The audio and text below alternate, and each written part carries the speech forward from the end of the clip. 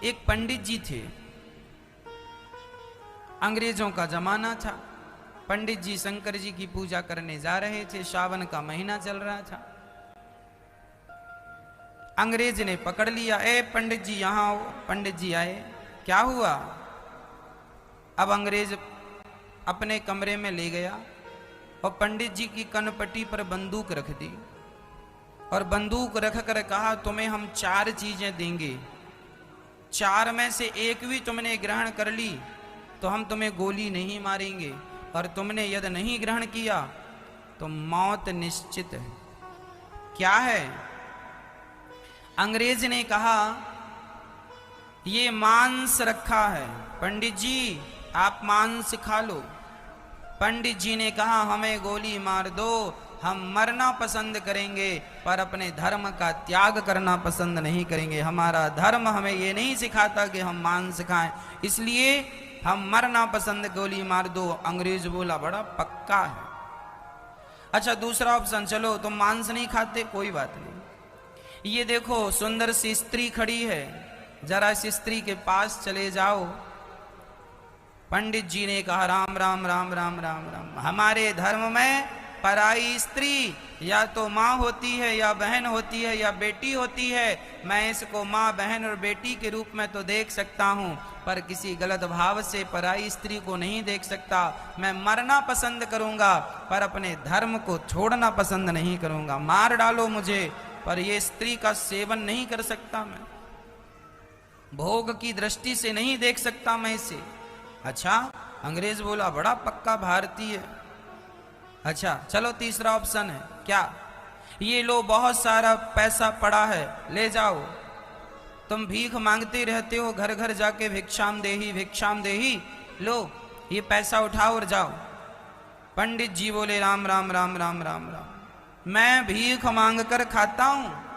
भीख मांग कर इसलिए तो खाता हूं कि भीख मांग कर खा लूंगा, पर गलत ढंग से कमाया हुआ पैसा नहीं खाऊंगा, इसलिए तो भीख मांगता हूं। ब्राह्मण भीख क्यों मांगता है? क्योंकि वह धर्मनिष्ठ होता है।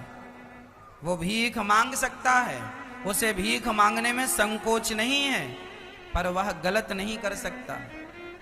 इसलिए ब्राह्मण को धन केवल भिक्षा, ब्राह्मण को भिक्षा मांगने में लज्जा नहीं आनी चाहिए, क्योंकि हम वह ब्राह्मण हैं। सुदामा भी भिक्षा मांगते थे। भिक्षा मांगना ठीक है, पर चोरी करना, भ्रष्टाचार करना, गलत ढंग से पैसा कमा के धनवान हो जाना क्या सही है? अरे ईमानदारी की गरीबी अच्छी है, बेईमानी की अमीरी अच्छी नहीं है मेरी माँ। ईमानदारी की गरीबी अच्छी है, बेईमानी की अमीरी अच्छी।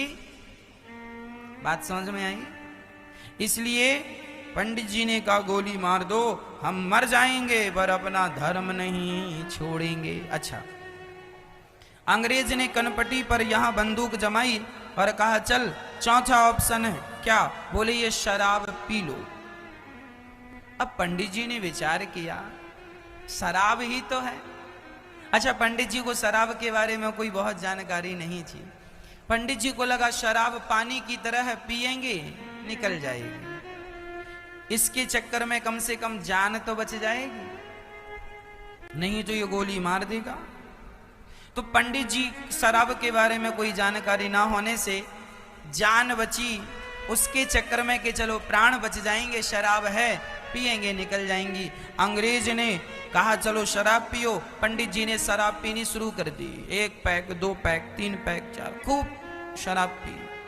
और जब शराब पी ली तो अंग्रेज वहां से चला गया और पंडित जी अब शराब के नशे में डूब गए। और जब शराब का नशा चढ़ा तो पंडित जी के पास जो ज्ञान था, ओरिजिनल ज्ञान, जिस ज्ञान के बल पर वो कहते थे कि मैं स्त्री को नहीं स्पर्श करता, मैं पैसे को नहीं छूता गलत ढंग से, मैं मांस नहीं खाता, जब वो शराब पी लिए तो उनका जो ज्ञान था, विवेक था, वो दब गया। और शराब का नशा हावी हो गया। जैसे ऑपरेशन के पहले डॉक्टर शून्य कर देता है उस अंग को, तो वहां कितना भी चीरा फाड़ी करो आदमी को दर्द नहीं होता, क्योंकि वह अंग शून्य होता। उसी प्रकार जो शराब है वह आपके मस्तिष्क में जाकर आपके विवेक को, आपकी बुद्धि को, सोचने समझने निर्णय लेने की क्षमता, संस्कार, संस्कृति, यहां जाकर वो सबको शून्य कर देती है और जानवरों की तरह व्यवहार करना सिखा देती है शराब। पंडित जी ने भी वही किया। जिस महिला को कह रहे थे कि यह हमारी माँ बहन बेटी है, शराब के नशे में उसे छेड़ने लग गए।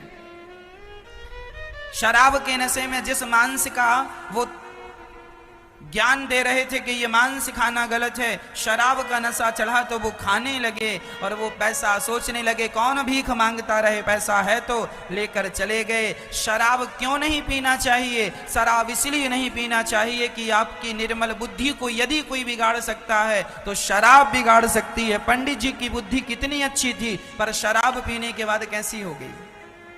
बस आपकी बुद्धि भी शराब के बाद ऐसी ही हो जाती है।